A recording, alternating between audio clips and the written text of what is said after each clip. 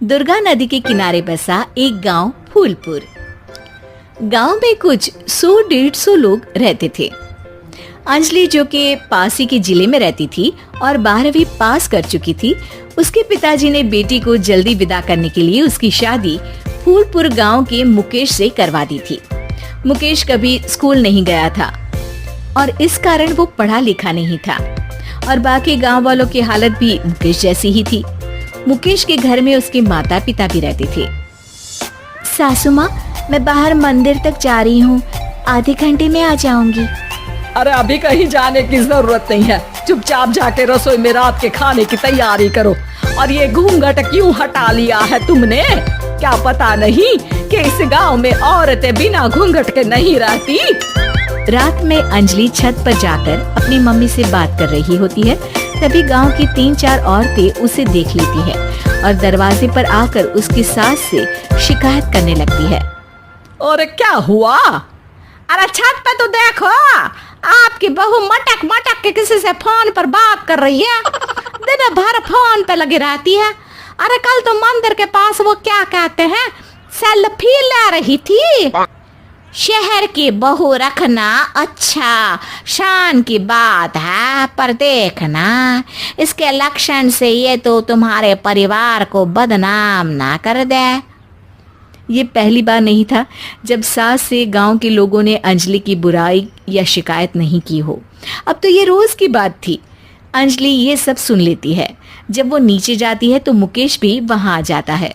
सास कहती है, बेटा, लोग घर आकर शिकायत करने लगे हैं बहू के कामों की। देख लो, पति हो, संयम से रखो इसे। माँ जी, मैं तो अपनी माँ से बात कर रही थी क्योंकि यहाँ कोई बात करने लायक ही नहीं है और अब मैं माँ के पास ही रहूंगी। वहाँ क्या रहना, वहाँ बाहर के लोग तो ठीक है पर घर के लोग भी इज्जत ना दे सके। अरे नहीं नहीं अंजलि, ऐसा नहीं है, धीरे धीरे सब ठीक हो जाएगा, तुम फिक्र ना करो। अरे बस कुछ बोलना ही नहीं है, सर पे चढ़ा रखा है बहू को। सास मुकेश की नरम बात सुन के वहां से मुंह चढ़ाकर चली जाती है। मैं तो कहती हूँ हम दोनों शहर चले जाते हैं। मैं पढ़ी लिखी हूँ, मुझे वहाँ नौकरी भी मिल जाएगी और थोड़े दिनों में आप भी वहाँ कुछ काम ढूंढ लेना। अरे नहीं नहीं अंजलि, हम यहाँ ना गांव का खेत, माँ पिताजी को छोड़कर शहर नहीं जा सकते। माँ पिताजी को कैसा लगेगा और गांव वाले क्या सोचेंगे? ये कहकर मुकेश सोने चला जाता है और अंजलि की गांव वालों द्वारा बुराई का सिलसिला बहुत दिनों तक चलता ही रहता है। लेकिन अंजलि गुस्सा ना दिखाते हुए समझदारी से काम लेती है। बारिश का मौसम चालू हो जाता है। जोरदार बारिश से पूरे गांव में हाहाकार मच जाता है। दुर्गा नदी में बाढ़ आ जाती है और बाढ़ का पानी पूरे गांव की फसल तबाह कर देता है।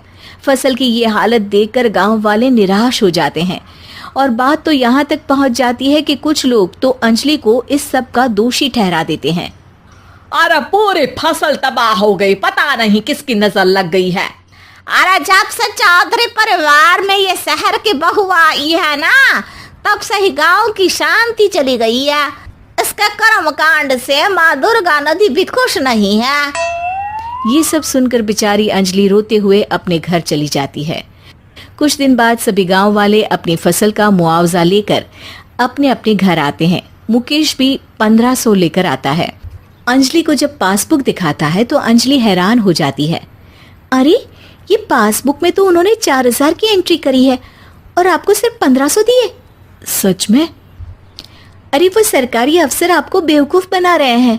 सरकार की तरफ से हमें 4000 मिले हैं लेकिन बाकी का सारा पैसा खुद ही खा रहे हैं। आप लोग के अनपढ़ होने का फायदा उठा रहे हैं।